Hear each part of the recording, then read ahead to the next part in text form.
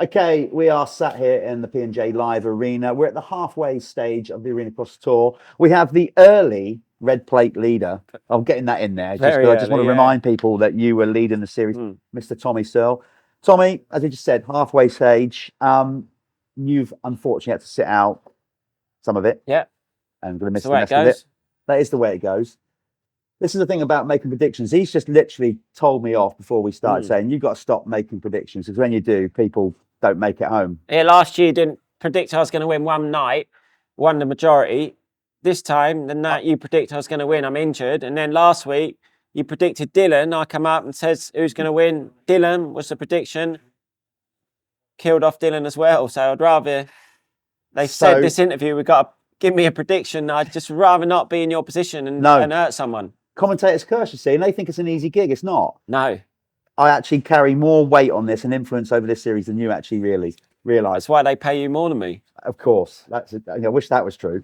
Right, but going back then, so Manchester, obviously, you really didn't get to watch it. You was in pain, but, overall, Manchester kicked off the series pretty well, I thought.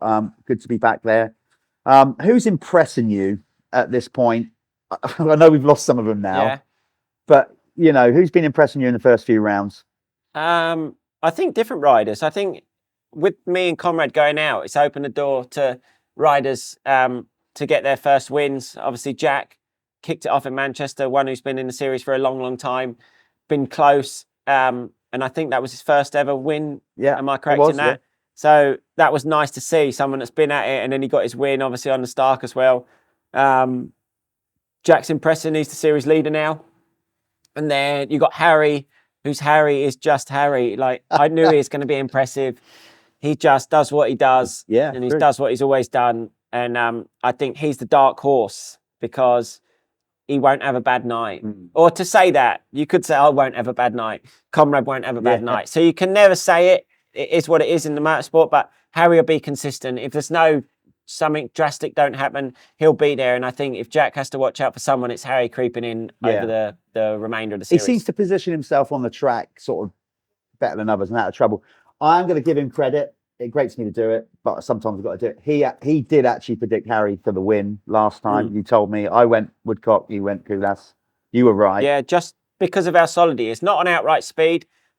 And also, as the tracks break down, his motocross skill set compared to some of the other guys that are focused more on Arenacross, that shines through. All right, I am going to put you on the spot then. 2 nights of racing here. Who are you going for to tonight and then tomorrow night? I'd have to go for Harry. Yeah, I thought you might.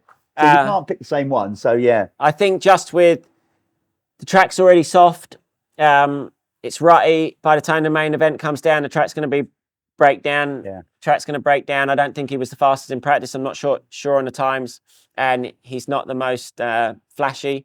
But over the 16-lap main event, he'll be there. Dare I? Should I?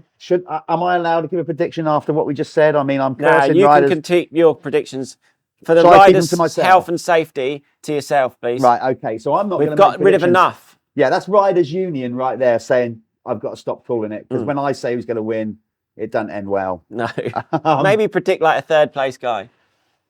I just don't want to say anything. I'm going to go all Carmichael on it and say, look, I'm going to sit on the fence. It's probably best that I do. I don't want to upset any riders anymore. I agree. Yeah. Well, look, we got him working. He's going to come to every round doing stuff. Actually, you genuinely like being at them. It's not. I do, yeah. The babies aren't sleeping at home at the minute, so I've had any excuse to get out of the house. Yeah, I went back and I was over it. I had a terrible flight home. Plane took to East Midlands, taxi from East Midlands home, 3 flights to get there, and I was like, I don't really want to get away. And then 3 sleepless nights, I was ready to jump in that car. Well, you got an escape. It's going to be a great weekend here at the P&J Live Arena. We're looking forward to it. If you've got predictions at home, let's hear them. Get on social media, let us know who you think's going to win. Tag us in them. Yeah, absolutely. Cheers, everyone.